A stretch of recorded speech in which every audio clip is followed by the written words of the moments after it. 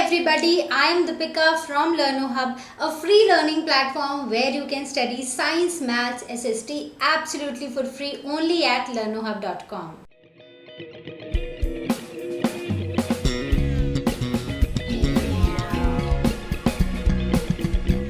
तो बच्चों, आज हम स्टार्ट करने वाले हैं लाइफ प्रोसेसेस क्लास 10 साइंस का चैप्टर, जिसमें 13 क्वेश्चंस हैं, एनसीईआरटी क्वेश्चंस हैं और ये सारे के सारे क्वेश्चंस आज हम डिस्कस कर लेंगे।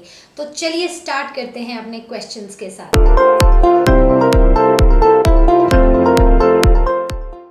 तो चलिए बात करते हैं क्वेश्चन नंबर 1 की। क्वेश्चन नंबर 1 है, kidneys in human beings are a part of the system for nutrition, respiration, excretion और ट्रांसपोर्टेशन। तो किडनीज जो हैं, क्या वो न्यूट्रिशनल सिस्टम मतलब बेसिकली डाइजेस्टिव सिस्टम का पार्ट है, या रेस्पिरेटरी सिस्टम का पार्ट है, एक्सक्रीटरी सिस्टम का पार्ट है, या फिर सर्कुलेटरी सिस्टम का पार्ट है। तो किडनीज क्या करती हैं? किडनीज बनाती हैं यूरिन, राइट, और ये यूरिन क्या होता है, हमारी बॉडी से बाहर निकल जाता है, राइट। तो they are the part of excretory system, so they are the part of a system for excretion, so C is the correct option। तो हमारी बॉडी में दो पेयर्स में होती हैं किडनीज, और उसके बाद दो यूरेटर्स होते हैं, और ये जाके कहाँ पर मिलते हैं? यूरिनरी ब्लैडर में, और यूरिनरी ब्लैडर से थ्रू यूरेथ्रा यूरिन बाहर बॉडी से निकाल दिया जाता है, right, simple. Let's see what is the question number 2। अब क्वेश्चन नंबर 2 की बात करें तो क्वेश्चन नंबर 2 है, the xylem in plants are responsible for transport of water, transport of food, transport of amino acids और ट्रांसपोर्ट ऑफ ऑक्सीजन। तो xylem किस चीज़ के लिए रिस्पॉन्सिबल है? जाइलम रिस्पॉन्सिबल है transportation of water and minerals, right. तो हमने दो तरह के टिश्यूज पढ़े हैं, xylem tissue and phloem tissue, ठीक है। जाइलम का काम है वाटर को ट्रांसपोर्ट करना, water and dissolved minerals, right, और फ्लोएम का काम है फूड को ट्रांसपोर्ट करना। So the correct option here is transportation of water, right, yes, so it is A. Okay, then coming on to our third question. Question number 3 है, the autotrophic mode of nutrition requires carbon dioxide and water, chlorophyll, sunlight और all of the above। तो अगर हम autotrophic mode की बात करें, हमने दो तरह के मोड्स पढ़े हैं न्यूट्रिशन में, ऑटोट्रॉफिक एंड हिट्रोट्रॉफिक। ऑटोट्रॉफिक मतलब वो जो अपना खाना खुद बनाते हैं, हिट्रोट्रॉफ्स मतलब वो जो किसी और पे डिपेंडेंट होते हैं अपने खाने के लिए। तो ऑटोट्रॉफिक जो ऑर्गेनिजम्स हैं या ऑटोट्रॉफिक मोड जो है न्यूट्रिशन का, इसमें एक प्रोसेस होता है which is called as photosynthesis, right. तो फोटोसिंथेसिस एक प्रोसेस होता है जिसके थ्रू ऑटोट्रॉफ्स अपना खाना बनाते हैं। So it is basically a process in which plants use carbon dioxide and water, and in the presence of sunlight and chlorophyll they make their own food, right. यही है ना फोटोसिंथेसिस, यही पढ़ा है हमने फोटोसिंथेसिस के बारे में। तो इसमें अगर हम देखें तो हमें क्या क्या चाहिए? एक प्लांट है, वो क्या कर रहा है? अगर ये हमारा एक प्लांट है, ठीक है, इसके शूट्स, इसकी लीव्स बना लो, ठीक है। अब ये क्या करेगा? ये एयर से लेगा कार्बन डाइऑक्साइड, राइट, यहाँ पर सन से आएगी क्या? सोलर एनर्जी, ठीक है। Photo means what? Photo means light, right. ये लाइट कहाँ से आ रही है? ये सन से आ रही है लाइट। उसके बाद रूट्स के थ्रू ये सॉइल से लेगा water, and plus there are dissolved minerals in water, जो उसके लिए इम्पॉर्टेंट होते हैं, और वो मिनरल्स वाटर के थ्रू ही लेता है, ठीक है।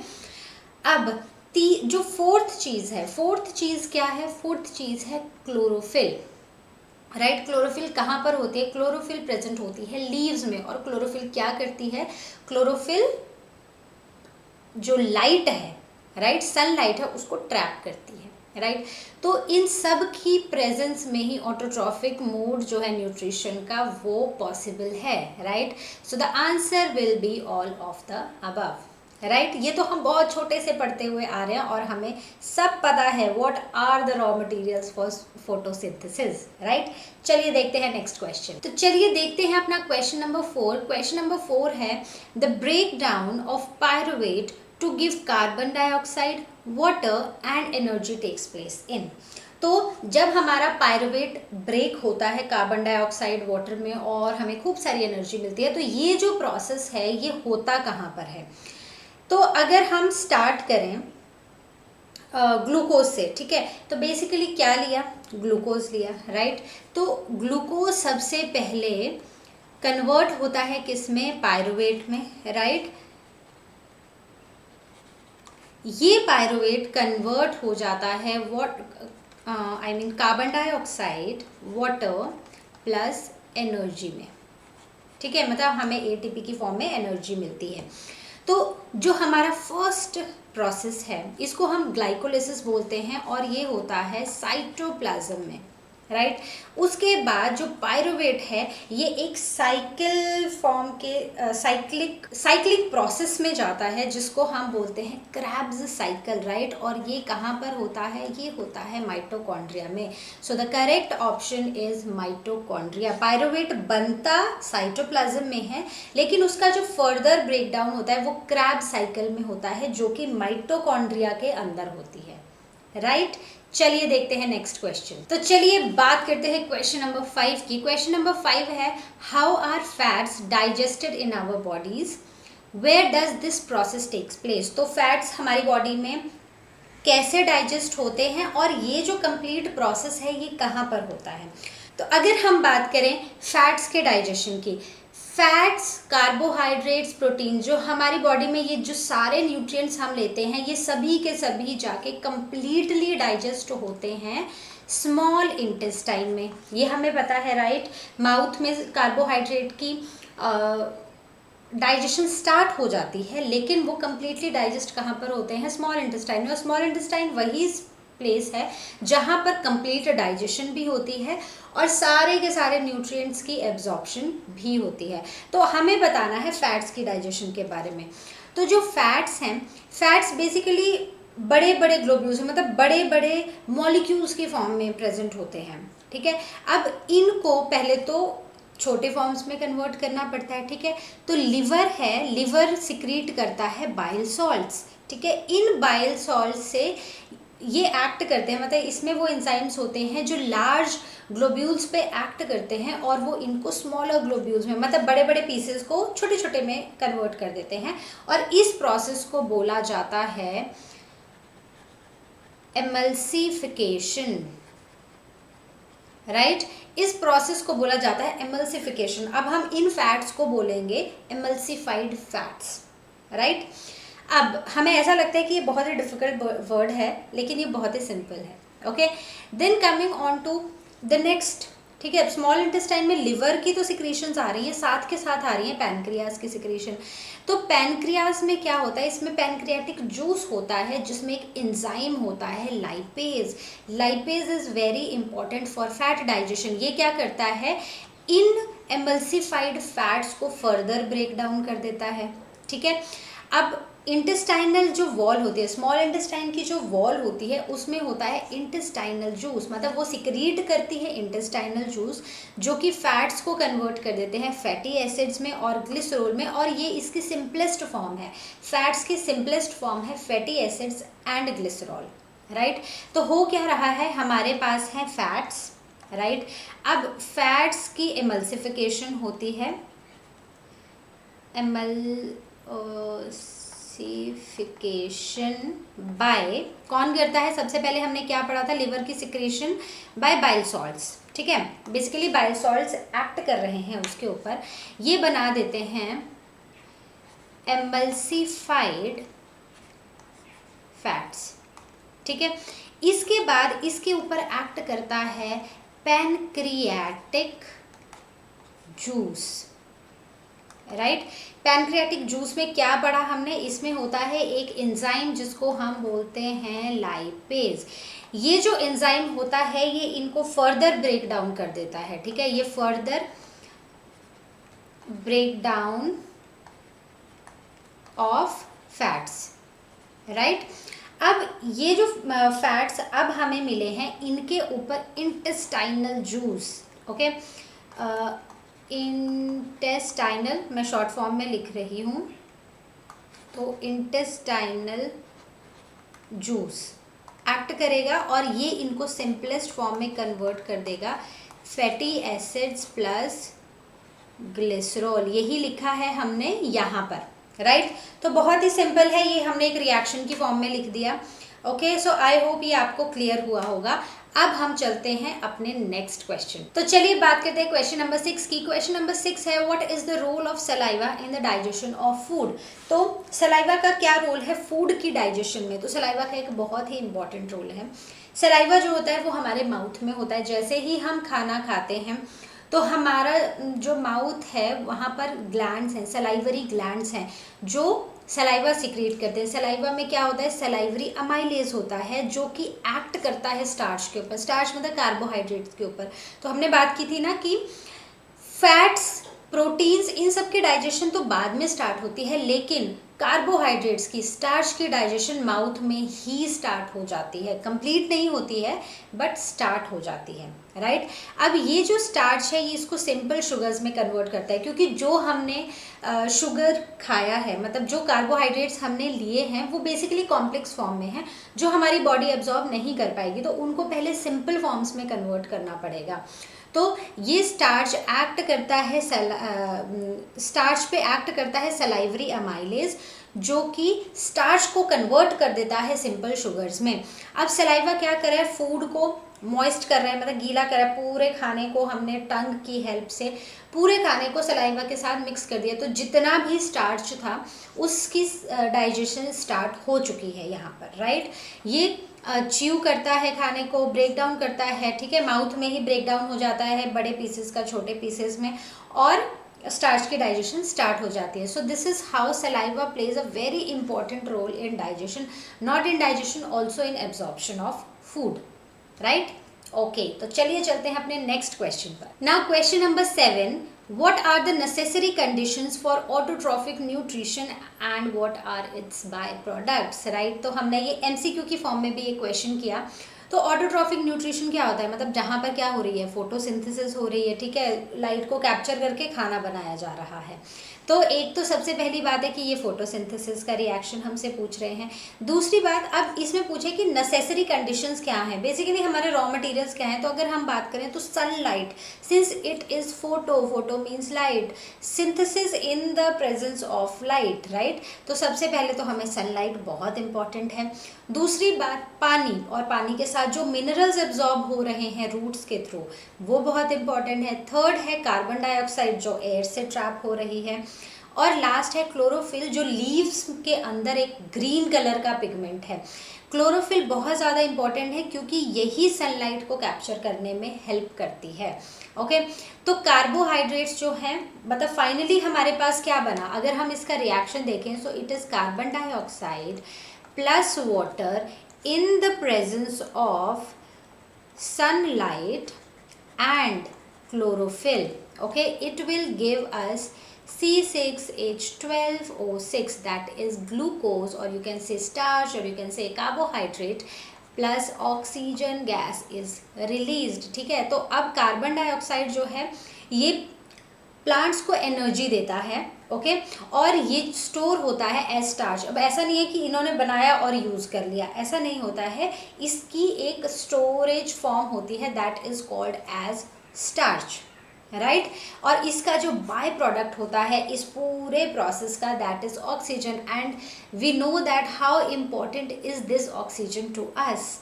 बहुत, अगर ऑक्सीजन नहीं होगी we won't be able to breathe and we will die, right. So I hope this question is again clear to you. ये वही क्वेश्चन है जो हम बहुत बचपन से पढ़ते आ रहे हैं। चलिए देखते हैं अपना नेक्स्ट क्वेश्चन। तो चलिए बात करते हैं क्वेश्चन नंबर 8 की। क्वेश्चन नंबर 8 है, what are the differences between aerobic and anaerobic respiration? Name some organisms that use the anaerobic mode of respiration, right। तो हम दोनों के ही पढ़ लेंगे।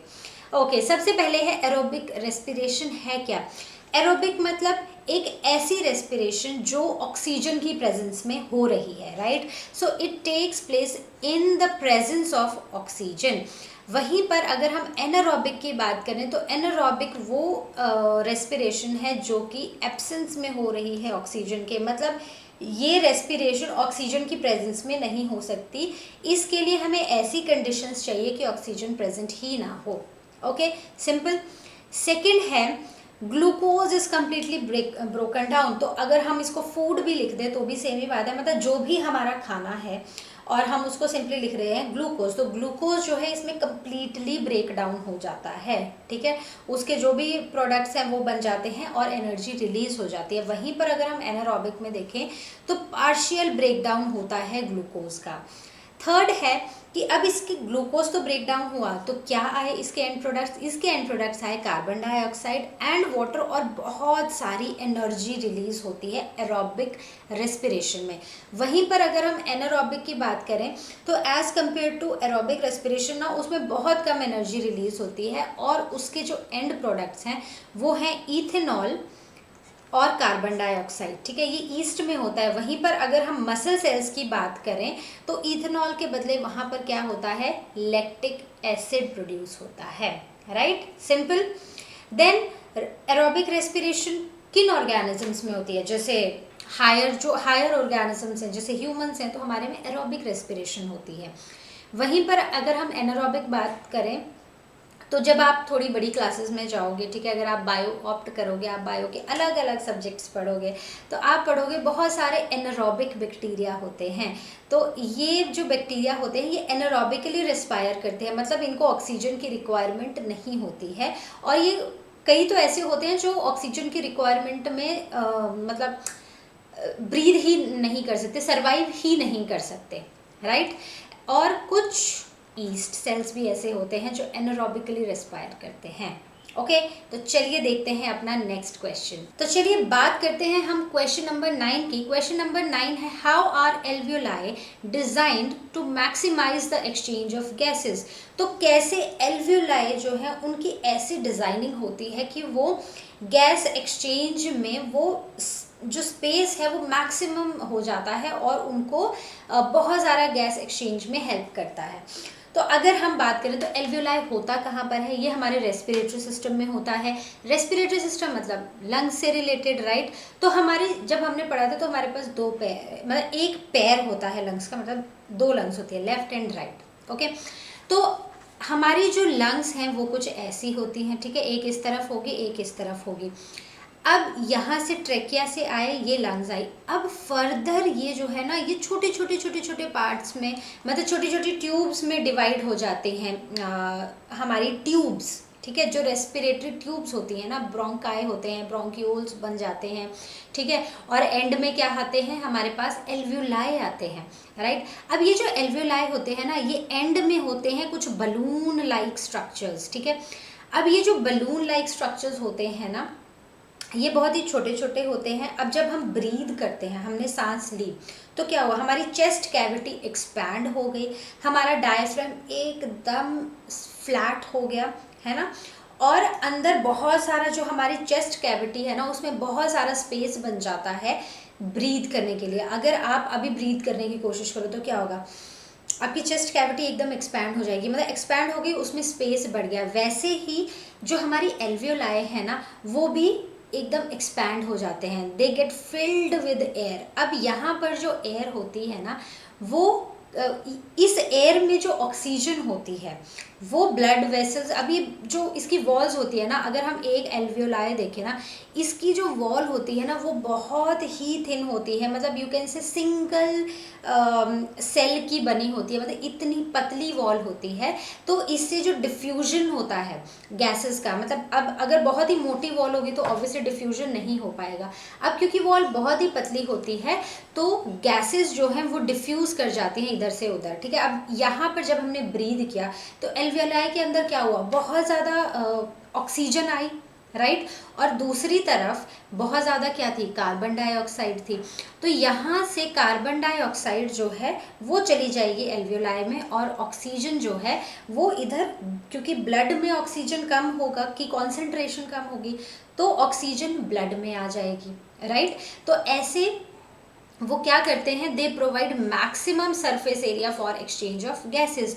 जो वॉल्स होती हैं एल्वेलाई की, दे आर मतलब they have extensive network of blood vessels. बहुत मतलब ब्लड वेसल्स का एक बहुत ही एक्सटेंसिव नेटवर्क होता है, मतलब they are like covered with these blood vessels, ताकि जो ब्लड है जब उसमें ऑक्सीजन कम है तो हमारा ब्लड एल्वियोलाई से ऑक्सीजन लेके और जो जितनी भी कार्बन डाइऑक्साइड भरी हुई है ब्लड में वो सारी की सारी दूसरी तरफ चली जाए, और जब हम ब्रीथ आउट करें तो कार्बन डाइऑक्साइड बाहर चली जाए। सिंपल, क्लियर, ठीक है।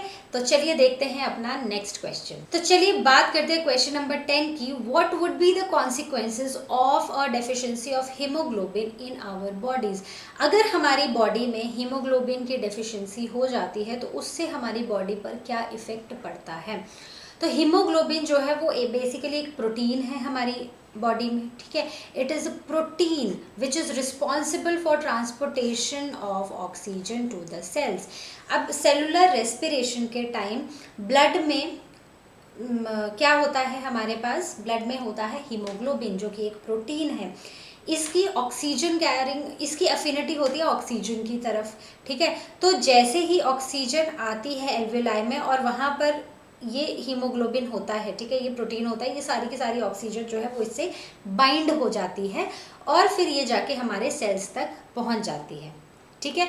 तो ये ऑक्सीजन को ट्रांसपोर्ट करता है बेसिकली हमारे ब्लड में, ताकि वो हर एक सेल को ऑक्सीजन दे सके। अगर हमारी बॉडी में इसकी डेफिशिएंसी हो जाती है तो उससे सीधी सी बात है ये ऑक्सीजन को कैरी कर रहा है तो ऑक्सीजन की कैरिंग कैपेसिटी पर इफेक्ट पड़ेगा। हीमोग्लोबिन कम हो गया तो अब कम ऑक्सीजन जो है वो ट्रांसपोर्ट हो पाएगी हमारी बॉडी में, ठीक है। So it affects the oxygen carrying capacity of RBCs, ठीक है। आरबीसीज क्या होते हैं, आरबीसीज होते हैं रेड ब्लड सेल्स। ये कहाँ पर होते हैं, हमारे ब्लड के अंदर। जैसे आरबीसीज होते हैं, डब्ल्यूबीसीज होते हैं, ये डिफरेंट तरह के सेल्स होते हैं हमारी बॉडी में, ठीक है। तो आरबीसीज में होता है हीमोग्लोबिन और ये ट्रांसपोर्ट करता है ऑक्सीजन। तो अगर हीमोग्लोबिन कम हो जाएगा आरबीसीज में तो ऑक्सीजन कैरिंग कैपेसिटी अफेक्ट होगी और इससे एक डिजीज होती है जिसे हम बोलते हैं अनीमिया, राइट। तो it is the deficiency of haemoglobin in our blood, right. तो चलिए देखते हैं अपना नेक्स्ट क्वेश्चन। तो चलिए बात करते हैं क्वेश्चन नंबर 11 की। क्वेश्चन नंबर 11 है describe double circulation of blood in human beings, why is it necessary. तो बेसिकली डबल सर्कुलेशन क्या है हमें वो बताना है। डबल सर्कुलेशन का मतलब है कि एक ही साइकिल में ब्लड 2 बार पास होगा हमारी हार्ट से, right, so that is called double circulation. So in a single cycle blood goes twice in the heart, right. तो ये 2 तरह के होते हैं, मतलब ये जो सर्कुलेशन होता है बेसिकली एक पल्मोनरी सर्कुलेशन होता है और एक होता है सिस्टेमिक सर्कुलेशन। तो पल्मोनरी सर्कुलेशन में क्या होता है कि जितना भी डीऑक्सीजनेटेड ब्लड है, ठीक है, राइट वेंट्रिकल में, ठीक है, तो मैं इसको करती हूँ ब्लू से, ओके। तो बेसिकली पल्मोनरी सर्कुलेशन में क्या होगा कि जितना भी हमारा डीऑक्सीजनेटेड ब्लड है, डीऑक्सीजनेटेड ब्लड मतलब जो कार्बन डाइऑक्साइड से भरा हुआ है और इसमें ऑक्सीजन कॉन्सेंट्रेशन बहुत ही कम है, तो वो सारा ब्लड जो है वो राइट वेंट्रिकल से चला जाएगा टू लंग्स, राइट। लंग्स में क्या होगी, ऑक्सीजनेशन होगी ब्लड की।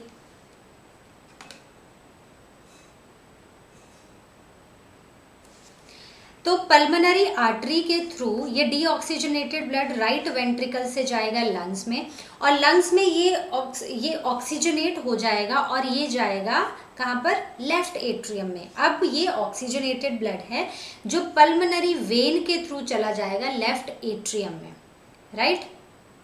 उसके बाद लेफ्ट एट्रियम से ये ब्लड चला जाएगा लेफ्ट वेंट्रिकल में। तो ये हो गई हमारी पल्मोनरी सर्कुलेशन, ठीक है। तो ये वाली जो सर्कुलेशन है ये हो गई हमारी पल्मोनरी सर्कुलेशन, राइट।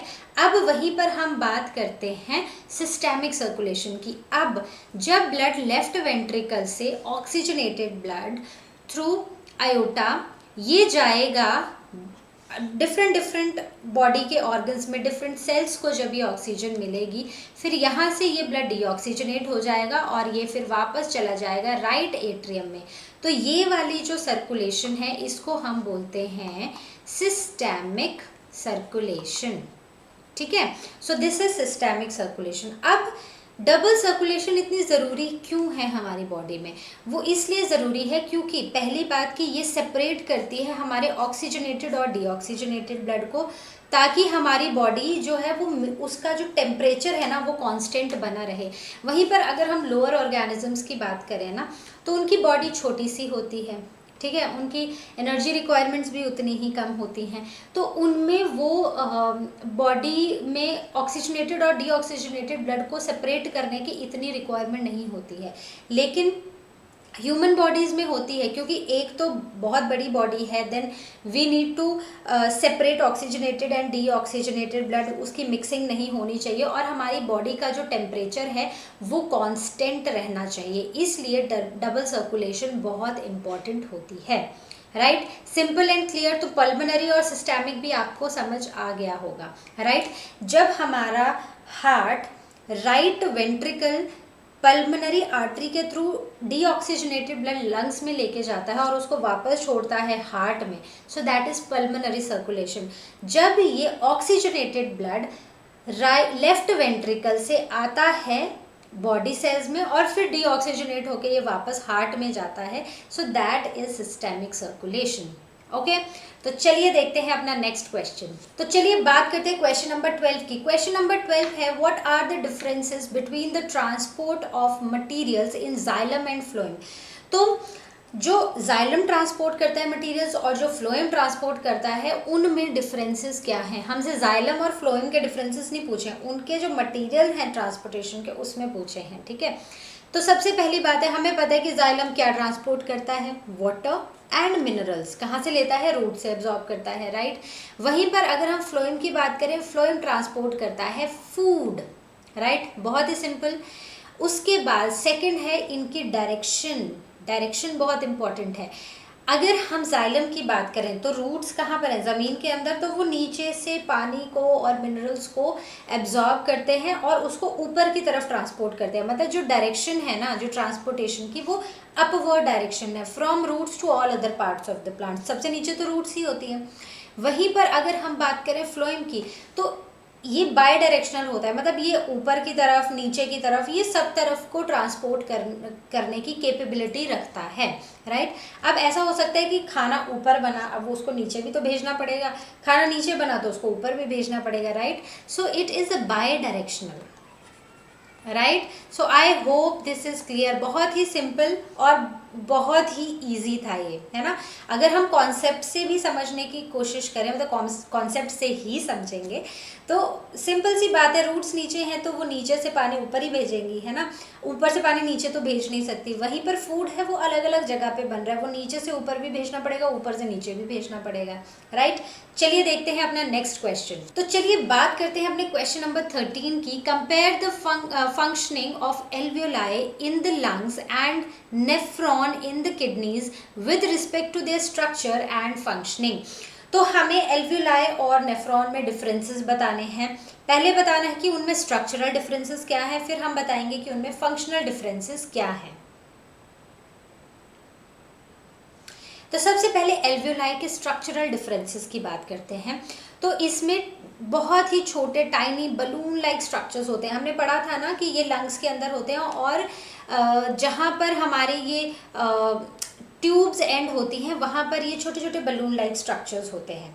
राइट, वहीं पर अगर हम नेफ्रॉन की बात करें तो नेफ्रॉन होते हैं किडनीज में। नेफ्रॉन और न्यूरॉन को कभी भी मिक्स मत करना, बहुत बच्चे कर देते हैं, बट नेफ्रॉन्स कहाँ पर होते हैं, नेफ्रॉन्स होते हैं किडनीज में, और ये ट्यूबुलर स्ट्रक्चर्स होते हैं किडनीज के अंदर। राइट, अब एल्वियोलाई की अगर हम बात करें तो जब हम एल्वियोलाई के बारे में पढ़ रहे थे तो हमने तब भी पढ़ा था कि ये सिंगल सेल थिक होती है, मतलब सिंगल सेल की वॉल होती है इसके अराउंड, और इसमें बहुत ज़्यादा एक्सटेंसिव नेटवर्क होता है ब्लड कैपिलरीज का। क्यों होता है, ताकि एक्सचेंज ऑफ गैसेस जो है वो बहुत ईजी हो सके। ठीक है, मतलब ज़्यादा सरफेस एरिया मिले और आराम से गैसेस एक्सचेंज हो सके। किससे होता है, डिफ्यूजन के थ्रू। वहीं पर अगर हम नेफ्रॉन की बात करें तो ये बने होते हैं, इसमें ग्लोमेरुलस होता है, बोमेंस कैप्सूल होता है, कप जैसा स्ट्रक्चर, ठीक है, और रीनल ट्यूब होती है, एक बहुत लंबी सी ट्यूब होती है जिसे हम बोलते हैं रीनल ट्यूब, राइट। तो ये तो थे इनके स्ट्रक्चर में डिफरेंसेस। अब हम बात करते हैं इनकी फंक्शनिंग के डिफरेंसेस। अब अगर हम बात करें इनके फंक्शन में क्या डिफरेंसेस हैं, तो एल्वियोलाई जो होते हैं, हमने पढ़ा है कि वो गैसेस एक्सचेंज करते हैं, वो ट्रांसपोर्ट करते हैं और एक्सचेंज करते हैं oxygen and carbon dioxide between blood capillaries and the gases which are present in alveoli, right। तो जहाँ जिसकी कॉन्सेंट्रेशन ज़्यादा होगी वो ऑपोजिट साइड को मूव कर जाएगा। तो बेसिकली जब हम ब्रीथ करेंगे, ब्रीथ इन करेंगे, तो ऑक्सीजन की कॉन्सेंट्रेशन एल्वियोलाई में ज़्यादा हो जाएगी, वहाँ ब्लड सेल्स में, वो ब्लड कैपिलरीज में वो कम होगी, तो ऑक्सीजन जो है वो डिफ्यूज़ कर जाएगी ब्लड कैपिलरीज में और वहाँ से कार्बन डाइऑक्साइड एल्वियोलाई में आ जाएगी, right. So this is how this exchange process takes place by the process of diffusion. वहीं पर अगर हम नेफ्रॉन्स की बात करें तो ब्लड रीनल आर्टरी से एंटर होता है, ठीक है, blood enter through renal artery, वो फिल्टर होता है और उसमें जितने भी नाइट्रोजनस वेस्ट होते हैं in the form of urine, it is collected by the collecting duct, ठीक है। ब्लड एंटर होगा रीनल आर्टरी से, उसको फिल्टर किया जाएगा, उसमें जितने भी नाइट्रोजनस वेस्ट होंगे, या आप बोलो जितना भी वेस्ट मटेरियल होगा जो हमारी बॉडी को नहीं चाहिए, वो सारा का सारा फिल्टर हो जाएगा और वो यूरिन की फॉर्म में कलेक्टिंग डक्ट में आ जाएगा। कलेक्टिंग डक्ट अगेन एक ट्यूब ही होती है। उसके बाद अगर हम एल्वियोलाई की बात करें तो ये साइट है गैसियस एक्सचेंज का। नेफ्रॉन की बात करें तो ये एक बेसिक फिल्ट्रेशन यूनिट है, ठीक है। किडनीज में बहुत सारे नेफ्रॉन्स होते हैं, ये किडनी का बेसिक फिल्ट्रेशन यूनिट है, फाइन। तो आई होप आपको ये सभी क्वेश्चंस बहुत ही अच्छे से क्लियर हुए होंगे। अब हम मिलेंगे अपनी नेक्स्ट वीडियो में, और जैसा कि आप जानते हैं लर्नो हब फ्री है पर बेस्ट है।